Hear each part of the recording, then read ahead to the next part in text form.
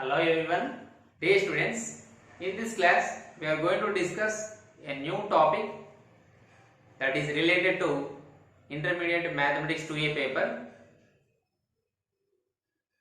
So, in previous video lecture, we have discussed the 2B paper circles concept, and as well as simultaneously I am going to start a 2A paper also. So, today's our topic is complex numbers. So, the most important chapter for IPE as well as JEE Mains, MCET also. So, complex numbers. In complex numbers, what is the weightage for board exam? Complex numbers. Complex numbers, it is a 2A paper, comes under 2A.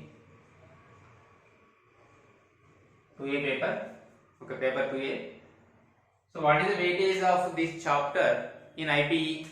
In this, they will ask 2 very short answers and 1 short answer. Total 8 marks. So, it is a possibility to get 8 marks from this chapter. And even in JEE Mains also, they will ask at least 1 question from this chapter, complex numbers. Okay. So, and also you are familiar with this term, I think. So, in earlier classes, I mean in lower classes, we have discussed, we have learned the properties of real numbers, is it? So, and also we have discussed what are the binary operations, fundamental operations on, and also we have discussed operations of real numbers and addition, subtraction, multiplication and division, etc. And we came to know in lower classes, here natural numbers are subset to whole numbers or subset to integers, and these are subset to rational numbers, like this. Okay, now if you want to draw Venn diagram for this, natural numbers, whole numbers, integers, okay, rational numbers and irrational numbers will be outside. The union of these rational and irrational numbers are real numbers. So, irrational numbers are separate set because rational and irrational are not no common elements, that means those are disjoint sets. Okay, this everything we have learned in lower classes. And also we have discussed how to solve linear equations in one variable and two variables also. Like this, these type of questions also we have solved in lower classes. And also we have solved the quadratic equation in single variable. So these type of all completed. Now here one question arised. Here the solutions of these all linear equation one variable, two variables and quadratic equation single variable. So these type of questions are some solutions. All solutions will be in real number set. Okay, the solutions of these equations will be in real number set. But what about the solution of x square plus 1 is equal to 0? It is a quadratic equation in single variable. So what is the solution of this equation? So the solution of this quadratic equation doesn't exist in real number system, because for what value of x the sum will be 0. As we know that the square of any type of number we get always result is non-negative number, is it? So non-negative means either 0 or positive. Could be positive plus positive 0. Is it possible to positive numbers if we add, if we get to 0? No. So that the solution is doesn't exist in real number system. So then what about other? So we need to get some other large system than this real number system. Then what is it? And also here for this quadratic equation we don't have root, is it? Here for b square, and also we have learned in the quadratic equations, if b square minus 4ac discriminant is greater than 0, we have roots are real and unequal. If b square minus 4ac is equal to 0, we have roots are real and equal. But for the case b square minus 4ac is less than 0, there are no real roots. So if we have a large system than this real number system, then There will be the answer for this type of situations also in the quadratic equation. So for this, our mathematician Euler has identified a root for the quadratic equation x square plus 1 is equal to 0. He gave its root as I called iota. He identified one root for this quadratic equation with symbol I. It is given by Euler. Some we have to pronounce as Euler also, no issue. So called iota. Euler called this root as imaginary root. He called it as imaginary root, and further it is defined as like this: a plus ib. The complex number will be in the form a plus ib, where a comma b are real numbers. A comma b are real numbers. So this is the definition given by Euler, and further our Irish mathematician Hamilton also given one more definition in the form of ordered pairs. Complex numbers as denoted an ordered pair of real numbers. Okay, we discussed the definition now, which is given by Hamilton. Now see the definition of complex number, which is given by Hamilton. So the theory of complex numbers further is developed by Hamilton and Gauss. Previously, actually it was introduced by Euler. Okay, now the definition of complex number is: a complex number is an ordered pair of real numbers a comma b. So here the set of all complex numbers are denoted by a comma b, where a and b are real numbers. So here the complex number is denoting in the coordinate geometry, so as points. Here a comma b, the bracket in the bracket a comma b meaning is a plus ib. Okay, here r cross r means relations. Okay, so this is about the definition of complex numbers. And here some examples of complex numbers will be like 2 comma minus 1, 2, 3, root 2 comma 1 by 2, or 2 comma pi. These are all examples for complex numbers. Or else we can write these as in 2 plus minus 1 into I, 2 plus 3i, root 2 plus 1 by 2i. Like this also you can denote. So these are all the examples of complex numbers. So in this section exercise 1a, we denote all the questions in the form of ordered pairs they denote. So we solve questions by using these ordered pairs only. Later on we use this form. This a plus ib form is also called as rectangular form of complex number. It is called rectangular form of complex number. Rectangular form. This is called rectangular form of complex number, and here complex numbers are denoted by small letter z, lowercase letter z. Here z is equal to a comma b, ordered pair a comma b. Okay. Now another concept, that is equality of two complex numbers. It means if two complex numbers a1, b1 and a2, b2 are said to be equal, if and only if a1 is equal to a2 and b1 is equal to b2. That means if z1 is equal to a1, b1, okay, better. Complex number 1 is denoted by z1 and another complex number z2 is denoted by, a2, b2 is denoted by z2.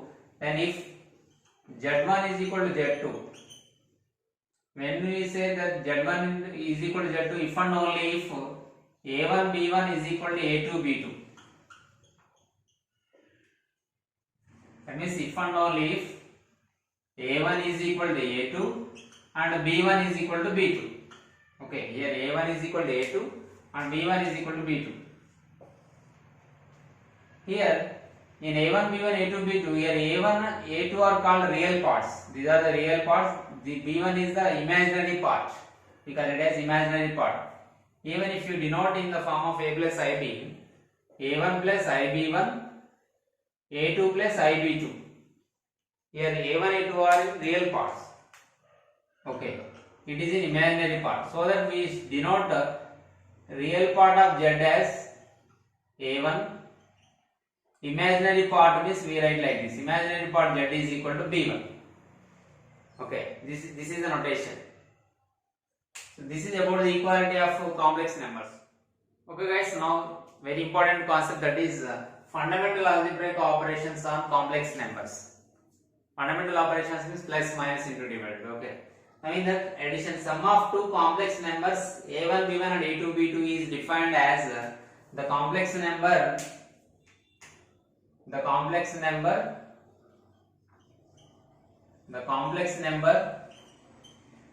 a1 plus a2 comma b1 plus b2. That means first coordinates you have to add, then comma second coordinates, like this. So real part you have to add real parts, comma again imaginary parts, a1 plus a2 comma b1 plus b2. That means symbolically, if you want to, if z1 is equal to a1 b1 and z2 is equal to a2 b2, then therefore z1 plus z2 can be written as like this: a1 b1 plus a2 b2, that is equal to sum of first coordinates, that means a1 plus a2 comma b1 plus b2, real parts, sum of real parts comma sum of imaginary parts. Okay, this is about addition. If you want to find a difference of two complex numbers, difference of two complex numbers will be like this. Okay, that means if it is z1 minus z2, if you want to find z1 minus z2, so then it can be written as like this. See, a1 b1 comma a2 b2. So here minus, so that I have written minus here. So the difference of real parts comma the difference of imaginary parts. This gives us z1 minus z2. Okay, beta. So addition and subtraction of two, sum of two complex numbers and difference of two complex numbers. In real number, generally what is the negative of a number means we change the sign. Is it? In this case also, negative of a complex number will be like this. Negative of a complex number is, for example, if z1 is equal to a comma b. Okay, then take it as z. Then its negative number is minus z. That is minus a minus b. And this can also be written as this also can be written as minus of a comma b. Okay, we can add minus n before this ordered pair. So this is a negative number. Sum of these two is how much? Of course, it is 0. Z plus minus z is equal to 0. So that here minus z is called the additive inverse of z. We will discuss in detail in the next step regarding this. Now we complete addition, difference, complete. Now multiplication of two complex numbers. See, multiplication. So when we want to multiply two complex numbers, what will be the product of those two complex numbers? For example, if we let us assume if z1 is equal to a comma b and z2 is equal to c comma d, then the product of these two complex numbers is given by, the product is given by like this: z1 into z2 is equal to a comma b into c comma d. This product will be given like this.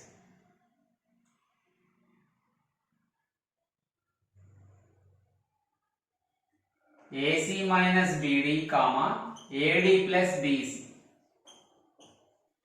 So AC minus BD comma AD plus BC is the product of these two complex numbers. Sir, how do you got this? Very simple. So you can remember like this as a formula. I also do one thing. So these notation of these ordered pairs can be changed like this: A plus IB into C plus ID. In A plus IB form we can change, and we can find the product here. So by applying a property, of course, here A plus IB into C plus ID. If you find the product of these two by using a distributive property, we will find. Before that, the result of this x square plus 1 is equal to 0 is denoted by, the solution of this one is denoted by I. That means here x square is equal to minus 1. That means if the root of x is equal to I, then if you substitute I in this, then it becomes I square is equal to minus 1. So value of I square is equal to minus 1, or else we can write it x is equal to square root of minus 1. That is nothing but I. So I value is square root of minus 1. Then I square value is minus 1. This is the most important. I forgot to introduce in earlier itself of this class. By mistake I forgot. Now x square plus 1 is equal to 0. The root of this equation is taken by I. It is considered as I, which is taken by Euler. So this is called imaginary root. Okay, here imaginary root I value is square root of minus 1, or I square is equal to minus 1. Now while finding the product A into C, okay beta, A into C plus I into AD. Okay, next plus I into BC plus I into I square means minus, we get here minus BD. Now this is the result. Here I am writing real part aside, AC minus BD plus I times of AD plus BC. Now in this, if you want to write this complex number in the ordered pair form, this will be AC minus BD comma AD plus BC. It is real part, it is imaginary part. Okay, so we got like this, AC minus BD comma AD plus BC. So the product of two complex numbers can be written as AC minus BD comma AD plus BC. Now let us see some examples on this. Let us observe this example, then we will get clarity. So Z1 is equal to 2 comma 3, Z2 is equal to minus 6 comma 5 are the two complex numbers. We have to find their sum. So Z1 plus Z2 is equal to, so sum of these two complex numbers 2 comma 3 plus minus 6 comma 5. So this can be written as like this, sum of real parts comma sum of imaginary parts, that gives us minus 4 comma 8. Okay, it is easy. Addition of complex numbers is easy, and also finding the difference of two complex numbers also very easy. So 2 comma 3 minus of minus 6 comma 5. So difference of first coordinate, that means real parts comma 3 minus 5 imaginary parts, that gives us 8 comma minus 2. So very easy, isn't it? Now the product. Here what is the product of two complex numbers? Product of two complex numbers. Formula is, better write formula first, AC minus BD comma AD plus BC. AC minus BD comma AD plus BC. So here Z1 is 2 comma 3, consider it as AB, and Z2 is equal to minus 6 comma 5, consider it as CD. Now substitute in that formula, then it becomes A into C. A value is 2, B value is 3, C value is minus 6, D value is 5. Okay, so A is equal to 2 into C value minus 6 minus B value 3 into D value.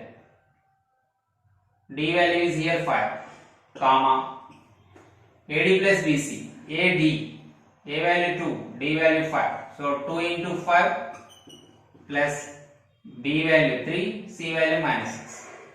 3 into minus 6. So first if you observe, first product of 2 into minus 6 minus 3 into 5, comma, for imaginary part cross multiplication. See, cross multiplication. 2 into 5 plus 3 into minus 6. For real part, direct same. Means first coordinates, product of first coordinates minus product of next second coordinates, comma here cross multiplication and add. Okay, so 2 6 are minus 12 minus 3 5 are 15, comma here 2 5 are 10 minus 18. If you simplify it, we get here minus 27 comma minus 8. This is also can be written as minus of 27 comma 8. Already we discussed at this point, is it? So this is the product of two complex numbers. Now we discuss division of two complex numbers. Before we do that, we discuss first multiplicative inverse. multiplicative inverse. Multiplicative inverse of a complex number. Let me write complex number. Multiplicative inverse of a complex number. So every complex number has its multiplicative inverse except when a is not equal to 0, when a is equal to 0, b is equal to 0. అంటే a is equal to 0, b is equal to 0 అయినప్పుడు మాత్రమే దానికి multiplicative inverse ఉండదు. మిగతా అన్ని సందర్భాల్లో ఉంటుంది. So z is equal to ab has its multiplicative inverse as z inverse. Okay. Then what is this z inverse formula? That is very simple. That is a by a square plus b square comma minus b by a square plus b square is the multiplicative inverse of AB. Here A is not equal to 0 and B is not equal to 0. In this case only it has multiplicative inverse. Okay. Z inverse is equal to, that means here Z into Z inverse is equal to Z inverse into Z is equal to 1. So here multiplicative identity is 1, we know. What is the multiplicative identity in complex numbers? Generally in real number system we consider as 1 as a multiplicative identity, is it? Now what is the multiplicative identity in complex numbers? That is identity, multiplicative identity is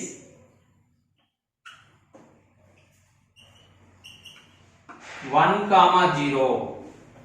When you multiply by 1 comma 0 only you will get the same answer. For example, a comma b is my complex number and I am multiplying by 1 comma 0. As we know the definition, write 1 by 1 and first a into 1 minus b into 0 comma next cross multiplication and add a into 0 plus b into 1. Now if you simplify, get again a minus 0 comma 0 plus b.